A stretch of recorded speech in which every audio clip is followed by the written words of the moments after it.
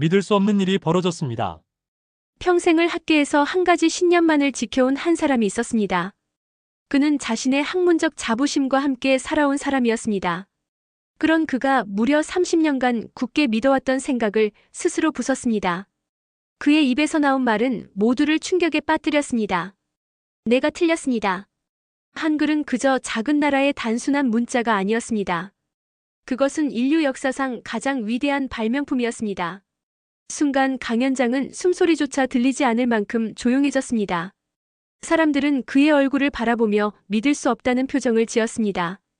30년 동안 한글은 보잘것없는 문자라고 주장하던 학자가 왜 이렇게 말을 바꾼 걸까요? 그의 신념을 무너뜨린 것은 과연 무엇이었을까요? 오늘 그 충격적인 이야기를 들려드리겠습니다. 잠깐 이야기를 시작하기 전에 구독과 좋아요 눌러주셨죠? 감사합니다. 저희 채널은 유튜브 수익의 일부를 어려운 이웃을 돕기 위한 기부금으로 사용하고 있습니다. 구독과 좋아요로 응원해주시면 더욱 힘이 됩니다. 즐겁게 시청해주세요. 그의 이름은 스티븐 투. 세계적인 언어학자로 평생을 언어 연구에 바쳐온 인물이었습니다. 그는 하버드 대학교 언어학과의 교수였고 세계 여러 언어에 대해 누구보다 깊이 알고 있다고 자부했습니다. 그는 강의실에서 학생들에게 이렇게 말하곤 했습니다. 한글은 아시아의 작은 나라에서 만든 단순한 기호일 뿐입니다. 역사가 짧고 너무 단순하죠. 이런 문자가 위대할 리 없습니다. 그의 말에 학생들은 고개를 끄덕였습니다. 유명한 언어학자가 그렇게 단언하니 당연히 맞다고 믿었지요. 그 자신도 30년간 그 믿음을 한 번도 의심한 적이 없었습니다. 그는 왜 그렇게 한글을 하찮게 여겼을까요? 그 이유는 세 가지였습니다. 첫째, 짧은 역사. 한글은 불과 600년 전에 만들어진 신생 문자입니다. 반면 한자는 기원전 1200년경부터 시작되어 무려 3000년이 넘는 역사를 자랑합니다. 이집트 상형 문자는 기원전 3000년, 라틴 문자는 기원전 700년부터 서구 문명의 중심이 되었죠. 그에 비하면 한글은 너무나 어린 문자입니다. 그는 이렇게 말하며 오랜 세월에 걸쳐 발전한 문자들만이 가치 있다고 믿었습니다. 둘째, 지나치게 단순한 체계. 한글은 고작 24개의 글자로 모든 소리를 표현합니다. 너무 단순하지 않나요? 한자는 5만 자가 넘고 영어는 대소문자와 다양한 철자 규칙을 통해 복잡한 체계를 갖추고 있습니다. 언어가 복잡할수록 그만큼 문화적 깊이가 있는 법입니다. 그는 이렇게 말하며 한글의 단순함을 가벼움이라고 여겼습니다. 셋째, 인위적인 창제. 세상에 수천 년에 걸쳐 자연스럽게 진화한 문자들이 있습니다. 예를 들어 그리스 문자는 페니키아 문자에서, 라틴 문자는 그리스 문자에서 발전했지요. 하지만 한글은 단 몇 년 만에 왕과 학자들이 인위적으로 만든 문자입니다. 이렇게 만들어진 문자가 어찌 위대할 수 있겠습니까? 이 세 가지 이유가 그의 신념이었습니다. 그 신념은 너무나 단단해서 누구도 그를 설득할 수 없었습니다. 하지만 인생은 언제나 예기치 않은 순간에 뒤집히는 법입니다. 지난달 그는 케임브리지 대학교에서 열린 세계 언어학자 학술대회에 참석했습니다. 이 대회는 세계 각국의 언어 전문가들이 모여 연구 성과를 발표하는 자리였습니다. 그는 이 자리에 단순히 청중으로 참석했습니다. 그저 한글이 얼마나 부족한지 다시 한번 확인할 수 있을 거라 생각했지요.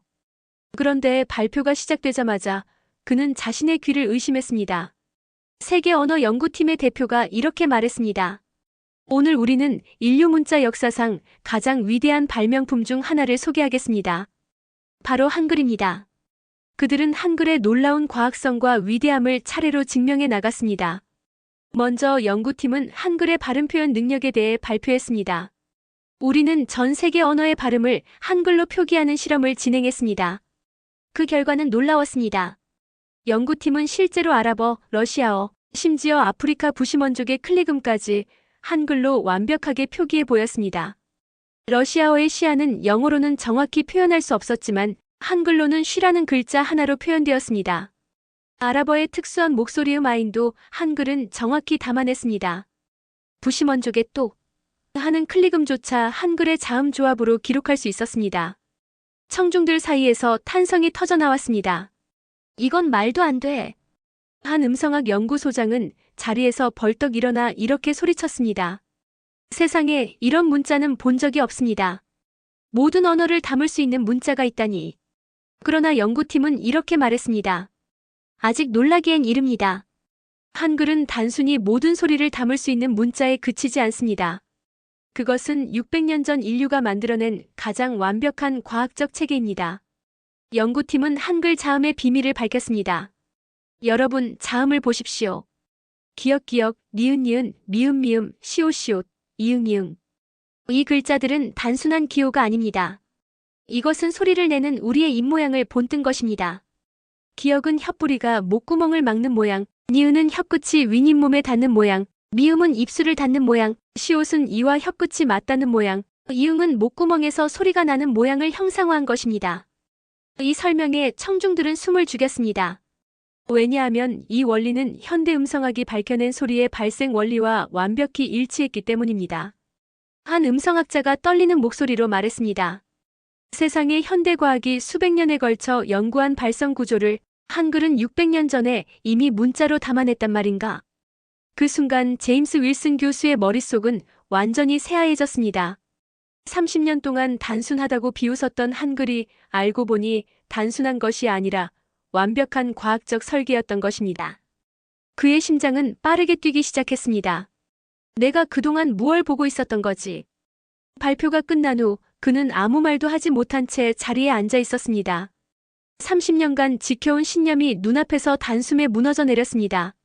그는 자부심이 깨져서 화가 나지도 않았습니다. 오히려 가슴이 벅차오르고 손끝이 떨렸습니다. 이토록 위대한 문자를 나는 왜 몰랐던 걸까? 그는 그날 밤 호텔방에서 잠을 이루지 못했습니다. 창밖의 어둠을 바라보며 그는 다짐했습니다. 30년을 잘못 살았다. 하지만 남은 인생은 다르다. 나는 한글의 위대함을 세상에 알릴 것이다. 내 연구와 내 지식을 이제는 한글을 위해 바칠 것이다. 그의 눈에는 후회와 함께 새로운 열정이 번지고 있었습니다. 이것이 30년간의 오만을 무너뜨린 단 한 번의 발표가 남긴 이야기입니다. 30년 믿음을 부순 학술대회가 끝난 후 그는 도저히 가만히 있을 수 없었습니다. 그는 호텔로 돌아와 밤을 새우며 한글의 기원에 대해 파고들기 시작했습니다. 대체 600년 전 그 시절에 이런 완벽한 문자를 만든 사람은 누구였던 거지? 책을 펼칠 때마다, 논문을 읽을 때마다 그의 가슴은 점점 더 빠르게 뛰었습니다. 그리고 그는 깨달았습니다. 한글의 위대함은 단순히 문자에 있지 않았다. 그 뿌리에는 한 사람의 마음이 있었다. 600년 전 조선의 왕좌에 앉은 사람은 세종이라는 이름의 임금이었습니다. 그는 성군, 즉 성스러운 왕이라 불렸습니다. 하지만 왕으로서의 위대함보다 더 큰 것은 한 사람의 아버지 같은 마음이었습니다. 그 시절 조선의 백성들은 한숨과 고통 속에서 살았습니다. 나라의 법은 모두 한자로 적혀 있었습니다. 하지만 한자는 너무나 어렵고 복잡했습니다. 농부는 땅을 갈면서도, 상인은 시장에서 돈을 주고받으면서도, 어머니는 자식에게 편지 한 장 쓰면서도 자기 말을 글자로 남길 수 없었습니다. 왜냐고요? 한자는 귀족이나 양반들만 배울 수 있는 특권이었기 때문입니다. 백성들은 배우고 싶어도 글 한자 익히는데 몇 년이 걸렸고 평생을 바쳐도 모든 한자를 외울 수는 없었습니다. 그래서 억울한 일이 생겨도 편지를 써서 호소할 수도 없었습니다. 상소문 한 장 쓸 줄 몰라 억울함을 품고 죽어가야 했습니다. 세종은 그 모습을 지켜보며 가슴이 찢어질 듯 아팠습니다. 나라의 주인은 백성인데 그 백성이 자기 목소리조차 낼 수 없다니. 왕이었기에 모든 법령을 한자로 발표해야 했습니다. 그러나 마음 깊숙이 그는 이렇게 생각했습니다. 백성이 나라의 근본이다. 그런데 글을 모른다면 그들은 눈을 가린 것과 같다. 나는 그들의 눈을 뜨게 해주어야 한다. 그러나 신하들은 반대했습니다. 전하, 글자는 양반들이나 배우면 되는 것입니다. 백성들은 그저 농사만 지으면 됩니다. 심지어 이렇게 말하는 신하도 있었습니다. 만약 백성들이 글을 배우게 되면 세상이 어지러워질 것입니다. 백성이 똑똑해지면 우리를 따르지 않을지도 모릅니다. 하지만 세종대왕은 단호했습니다. 내 백성이 글을 모른다면 나라도 어두워진다. 나는 백성 모두가 쉽게 배울 수 있는 글을 만들 것이다. 그때부터 세종대왕은 밤을 새우며 연구를 시작했습니다. 그의 손에는 두루마리와 붓이 놓였고 눈앞에는 수많은 언어가 펼쳐졌습니다. 그는 중국의 한자도, 몽골의 위구르 문자도, 인도의 산스크리트 문자도 연구했습니다. 하지만 어느 것도 백성 모두가 쉽게 배울 수 있는 글자는 아니었습니다. 세종대왕은 외로웠습니다. 신하들은 그런 문자는 불가능하다고 비웃었습니다. 어떤 신하는 왕께서 왜 쓸데없는 일을 하시는지 모르겠다며 혀를 찼습니다. 그러나 그는 포기하지 않았습니다. 왜냐고요? 그는 왕이기 전에 백성을 사랑한 사람이었기 때문입니다. 세종대왕은 깨달았습니다. 백성이 쉽게 배우려면 글자는 소리를 담아야 한다. 말하는 그대로 적을 수 있어야 한다. 그는 입술을 움직이며 수백 번, 수천 번 소리를 관찰했습니다. 600년 전 현대 과학도 몰랐던 발성기관의 원리를 세종대왕은 글자에 담았습니다. 세종대왕은 이렇게 말했습니다.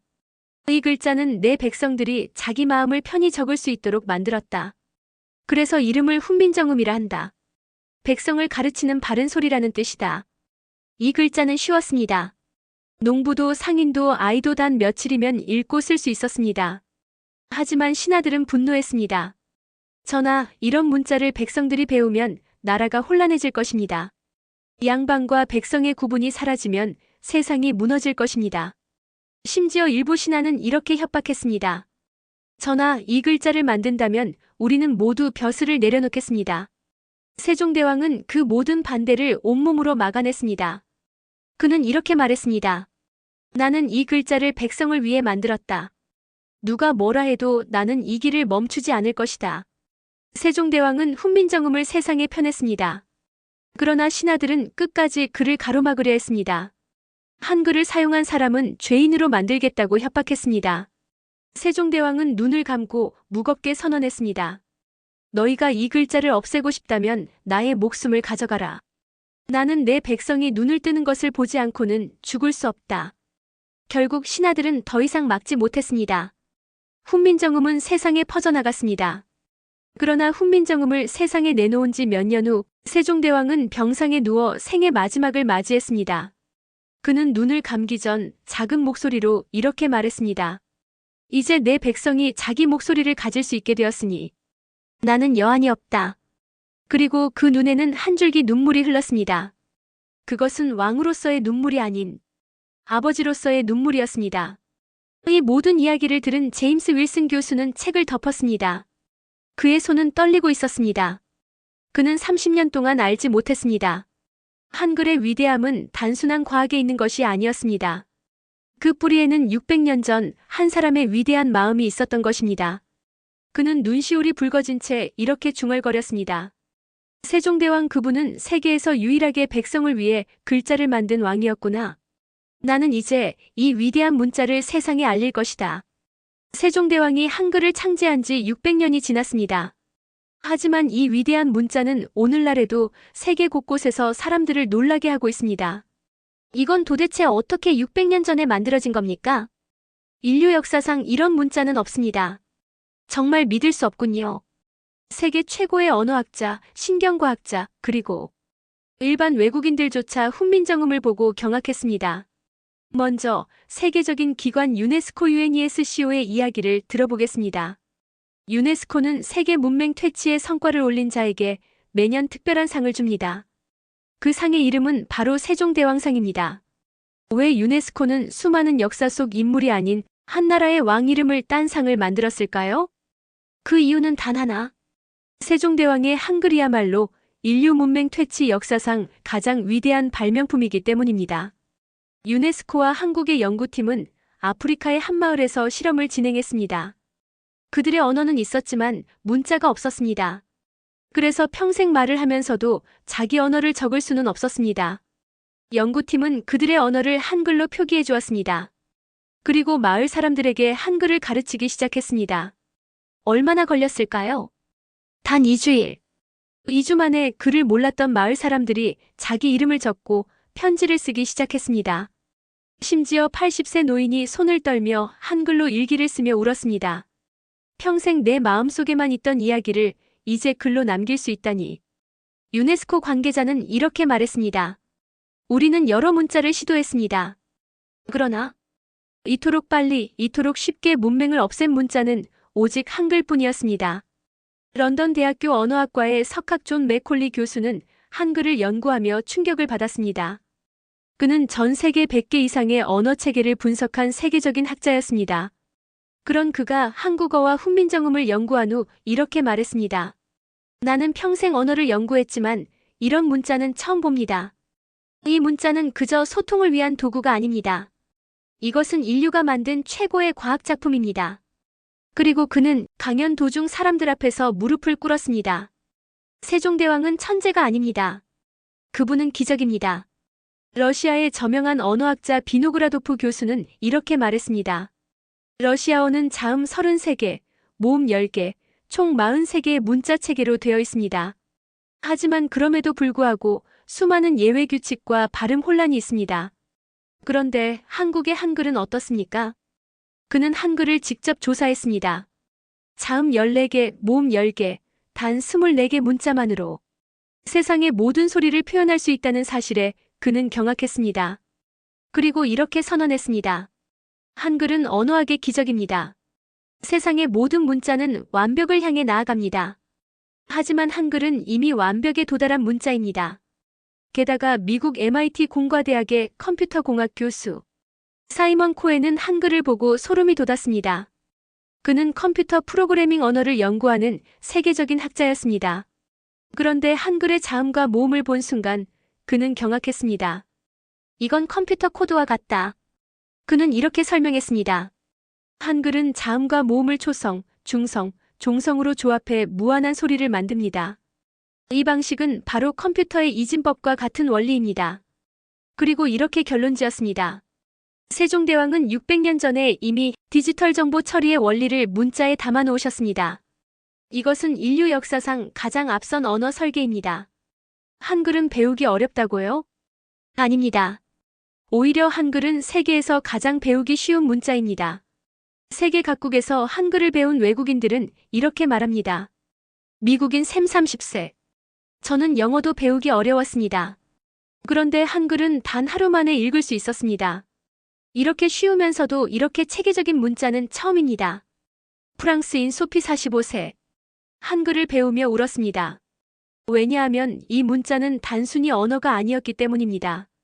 저는 세종대왕의 사람을 위한 마음을 배운 것입니다. AI 번역기 중 가장 유명한 것은 구글 번역기입니다. 하지만 구글 번역기는 유독 한국어 번역에 어려움을 겪었습니다. 왜 그럴까요? 한국어는 단순한 알파벳 언어가 아닙니다. 조합형 문자입니다. 단 24개의 문자로 무려 11,172개의 소리를 만들어낼 수 있습니다.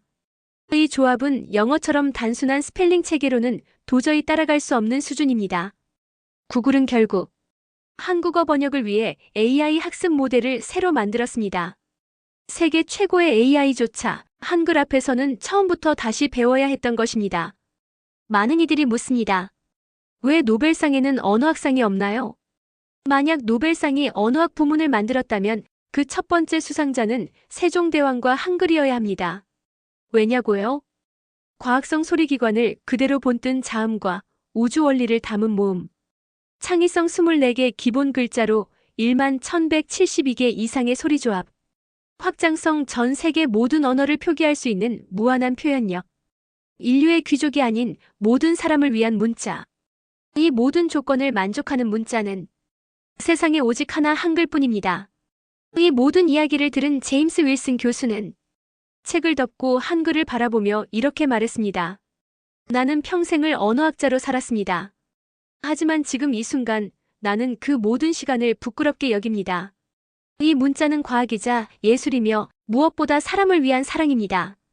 나는 이제 남은 인생을 바칠 것입니다. 한글의 위대함을 전 세계에 알리는 데 말입니다. 오늘의 사연 즐거우셨나요? 구독과 좋아요, 알림 설정도 잊지 마세요. 다음에 더 재미있는 이야기로 찾아뵙겠습니다.